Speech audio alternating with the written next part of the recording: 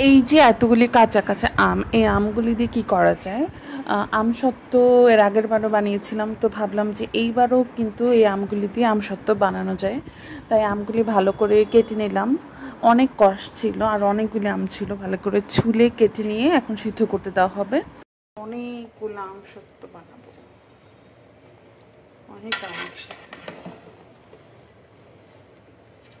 এটা একদম সিদ্ধ হয়ে গেছে, কি সুন্দর একটা কালার হয়েছে দেখেন সিদ্ধ হওয়ার পর। একদম জমে গেছে, এখন এটাকে ঠান্ডা করে নিতে হবে ভালো করে। বাসার সব থেকে একদম চিকন ছিদ্রওয়ালা চালনির মধ্যে হচ্ছে আমগুলাকে ভালো করে আমের কাঠগুলি বের করে নেবেন, না হলে কিন্তু আমের আঁশ থাকবে, আর আঁশ থাকলে একদমই খেতে ভালো লাগে না। এখন হচ্ছে আমের পরিমাণ অনুযায়ী আমের কাঠগুলির মধ্যে হচ্ছে পরিমাণ মতো লবণ দিয়ে দিবেন, তারপরে হচ্ছে ভালো করে মিক্স করে নেবেন।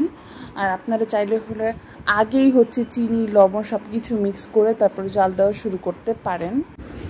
যেহেতু এটা টক আমের আমসত্ত্ব, তাই কিন্তু আপনাদেরকে বেশি বেশি চিনি দিতে হবে পরিমাণ মতো, ভালো করে, না হলে টক লাগবে। আর শুকনো মরিচগুলিকে ভালো করে তেলে ভেজে নেবেন। এখানে তেলে ভাজা হয়নি, আপনারা তেলে ভেজে নেবেন, তাহলে আরও ভালো মুচমুচে সুন্দর হবে, সুন্দর করে গুঁড়ো হবে। এখন হচ্ছে আপনারা যেই যতটুকু ঝাল খান ঠিক সেই আন্দাজে হচ্ছে মরিচের গুঁড়োগুলো দিবেন। আমরা হচ্ছে অনেক ঝাল খাই, এর জন্য বেশিই দিয়েছি। এখন তো দিয়েছি, তারপরে কিন্তু আরও অ্যাড করেছি। তো আপনারা কম ঝাল খেলে কম দিবেন, আর শুধুমাত্র মরিচের বিচিও কিন্তু দিতে পারেন, তাহলেও হবে। এখন হচ্ছে মরিচের ফাঁকি দিয়ে এটাকে ভালো ভালো করে মিক্স করতে হবে। আর ওভারঅল কিন্তু এইখানে চিনি দিয়েই যাচ্ছিলাম, তারপরও মিষ্টি হওয়ার কোনো নামই হচ্ছিল না, কারণ এটা টক আম, টকই লাগছিল। তো 1 কেজি চিনি দেওয়ার পরে আরও 1 কেজি চিনি দেওয়া হলো। তারপর যখন চিনিটা ভালো করে মেল্ট হয়ে গেল ভিতরে আমের কাতের সাথে, তখন হালকা হালকা একটু মিষ্টি লাগলো। তো তখন মনে হলো যে হ্যাঁ, 2 কেজি হচ্ছে এনাফ, এর থেকে বেশি আসলে দেওয়াটা ঠিক হবে না। তো এরপরে হচ্ছে মোটামুটি যখন ঘন হয়ে আসছিল, তখন হচ্ছে আস্তে আস্তে মিষ্টিটাও একটু বাড়ছিল। এখন আমাদের বাসায় অনেকগুলো স্টিলের প্লেট ছিল, এটা একদম পারফেক্ট আমসত্ত্ব দেওয়ার জন্য। তো এখানে হচ্ছে হালকা করে একটু তেল ব্রাশ করে নিতে হবে, যাতে পরবর্তীতে এটা উঠাতে ইজি হয়। তো ভালো করে সবগুলোতে তেল ব্রাশ করে না হলো, এখন এর মধ্যে সেই মিক্সচারটা ঢেলে দিতে হবে একদম সাবধানতার সাথে। আর অনেক পাতলা পাতলা করে দিলে বেস্ট হয়, বাট যেহেতু আমাদের প্লেট অনেক বেশি নাই, তো সেই জন্য কিন্তু আমরা একটু মানে ঘন ঘন করেই দিচ্ছি। তো তাতে করে পরে দেখা গেছে যে বেশি দিন ধরে মানে ছাদে রোদে শুকাতে হয়েছে।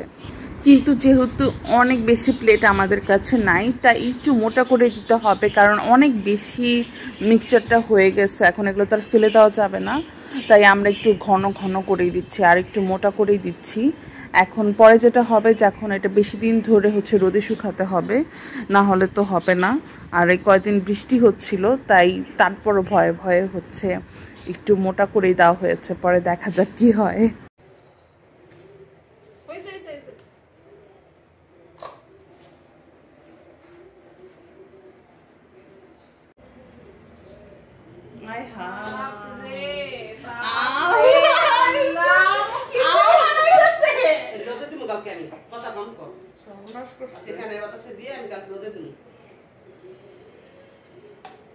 ফ্যানের বাতাসে করে কিছু হইতো না, উপরের পরটাও শিখাইবো না আজকে ফ্যানের বাতাসে।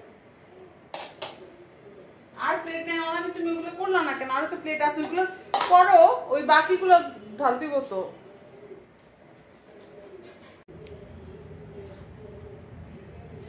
লিস্টটা উঠবো, ম্যাথ তো লিখিস।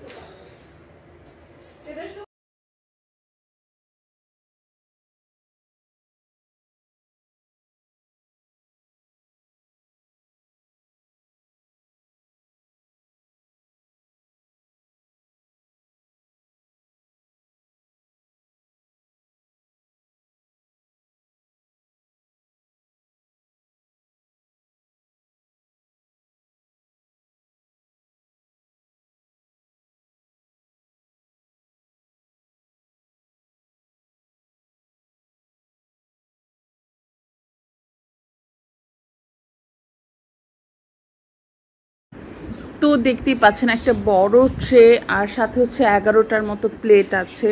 তো সবগুলোতে কিন্তু আমসত্ত্বর যে মিক্সচার সেটা কিন্তু ঢেলে দেওয়া হয়েছে। এখন হচ্ছে চিন্তার বিষয় যেগুলো কিভাবে শুকাবে, কারণ এর আগের বার আমার ছোটো বোন বানাইছিল 3-4টা প্লেটে, সেখানে হচ্ছে ফ্যানের বাতাসে শুকাই গেছিলো, অনেক অনেক চিকন করে পাতলা করে দিছিল, তো ইজিলি শুকাই গেছিলো। তো এখন হচ্ছে যেহেতু একটু মোটা করে আর অনেকগুলি, এগুলি তো বারান্দায় দিলেও হবে না, আর ছাদে হচ্ছে দিলে একটা রিস্ক থাকে যে বৃষ্টি আসতে পারে, বৃষ্টিতে ভিজে যাইতে পারে, তো সেটা একটা চিন্তার বিষয়। তো পরে সবগুলি হচ্ছে পরের দিন একদম ছাদে দেওয়া হয়েছে। তো ওই দিন বৃষ্টি চলে আসছিলো, তাড়াহুড়া করে সব নিয়ে আসছে।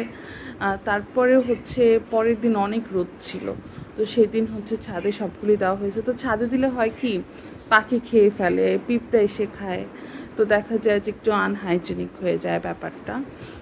তো তারপরে কিছু করার নেই, রোদে দিতে হবে, কারণ একটু মোটা করে দেওয়া হয়েছে, আর না হলে হচ্ছে এটা নষ্ট হয়ে যাবে। তো সেই জন্য একদম ছাদে কড়কড়ার রোদে এগুলাকে শুকাতে দেওয়া হলো। আল্লাহ কি অবস্থা!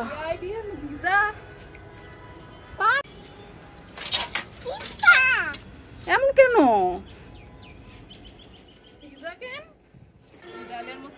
শুকাইছে, বাইর করতে হইব না? উপরে নিয়ে কাটো না, বসা উপরে দাঁড়ায় কাটো, উপরে দাঁড়ায় কাটো, এই যে রেলিং এ উপরে উঠাও। বেটি যে কি করছে! ওয়াও, এই কি অমনে অমনে এমনে কাটো না, অমনে ছুরি দিয়ে কাটো, রোল রোল কইরা।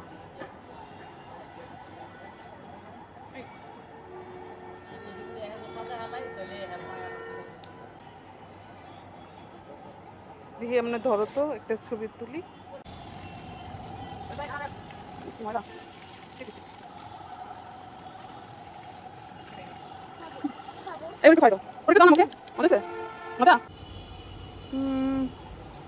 খাও তো একটু, আমারটা খা, মজা।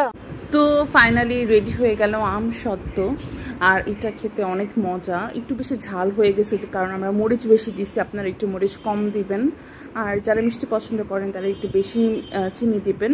তো এইভাবেই সহজে বানিয়ে ফেলতে পারবেন এই কাঁচা আমের সিজনে। মজার মজার আমসত্ত্ব অনেক দিন রেখে খেতে পারবেন অল্প অল্প করে, যদিও আমাদের হচ্ছে কয়েকদিনের মধ্যেই সবই শেষ হয়ে যাবে। তো কেমন লাগলো এই ভিডিওটা? একটু বড় হয়ে গেছে ভিডিওটা, তারপরেও সমস্যা নেই, আপনি তো জানতে পারলেন কীভাবে বানাতে হয়। এক একজন এক একভাবে বানায়, আমরা এইভাবে বানিয়েছি, আশা করি ভালো লাগবে আপনাদের কাছে। ধন্যবাদ সবাইকে।